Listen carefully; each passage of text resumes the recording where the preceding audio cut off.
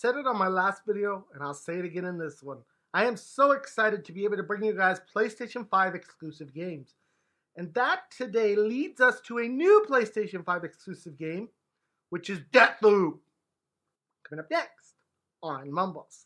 I have said it before and I'll say it again.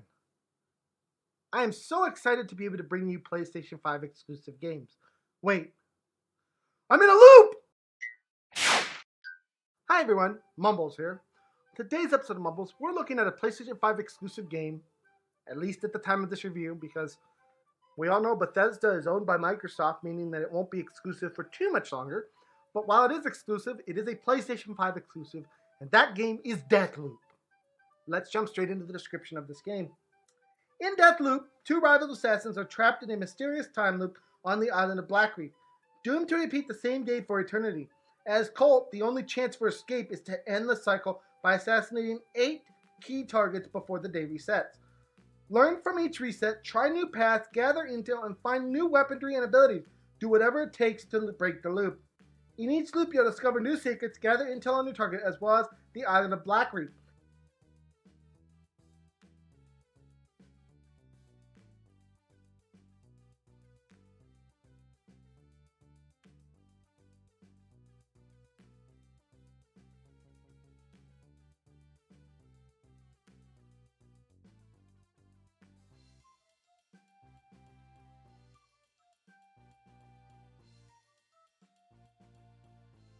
It goes on to say a few more things, but I think you guys get the idea of this game. This game is available at the time of this review on PlayStation 5 only for a price of $60. We're going to jump now into my gameplay section. I'm excited about this game. This was a fantastic game. But before we get into that gameplay section, I do have to ask, subscribe. Just subscribe. And thank you. You're amazing. It's always a joy to get to review a game that you really love, and this was one of those games for me. DeathLoop is basically one of those games where you live, die, learn from the information, and then repeat that information to affect the next day differently. That basically sums up what you will be doing in this game.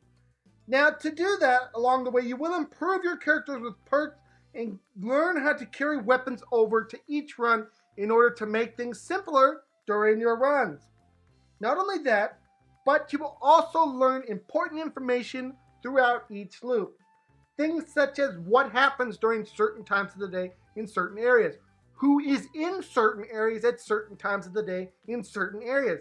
Can you affect that person who is in that certain area, and how can you do it during that certain time of the day? All of these things add up to learning information and being able to better affect the next loop you come upon. And that pretty much sums up the gameplay there. Movement-wise, this game gives you a lot of freedom to do a lot of different things that you want to do. You can basically do whatever you want, whether it's jumping up a building, climbing up structures, or stealthily sneaking around each enemy by distraction and other means. It's all up to you to decide how you want to play this game. Oh, and you have superpowers too, don't forget about those. So that pretty much sums up the gameplay section for me. It's very much an assassin, kind of play it how you want a game that is really cool to play. But there is a con that I have to mention, and that is the multiplayer. I applaud Bethesda for, trying something different with the multiplayer and making it so that you can play as Julia and basically try to kill Colt. I like that, but I don't like that because here's the reason why. At this point in the gameplay cycle of this game, or the game life, I guess, of this game, you have people that are just starting out the game and people that are already very overpowered when it comes to Julia. And for me, when I turned on the online experience and had my first player come in, they absolutely 100% destroyed me. I wasn't able to learn anything from that loop because I got destroyed so quickly. And that kind of sucked. So I ended up turning off that feature because I just didn't like it. People that know the game when it comes to a beginner are just going to destroy them, and that sucks. Just don't like that. They needed to figure something out better for that. That's just my opinion. I'm not going to knock off the score a lot for it, but it is a con nonetheless. I absolutely 100% loved DeathLoop. It's one of those games I could easily see myself sinking hours upon hours upon hours upon hours, finding every little last detail, wanting to open every little treasure chest, wanting to figure out every little piece of information so that I can piece everything together so that I can have that 100% completion. I could see myself doing that with this game because it plays so smoothly and it's so awesome. The movement of the characters is awesome. The way that you carry over guns is awesome. The way that you interact with enemies is awesome. And the story itself is awesome. I loved everything about this game. It wasn't a perfect game for me, but it was very close to being that.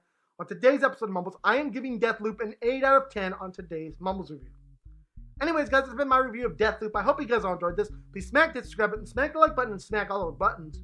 And I'll see you guys all in the next video. Bye, everyone. Take care.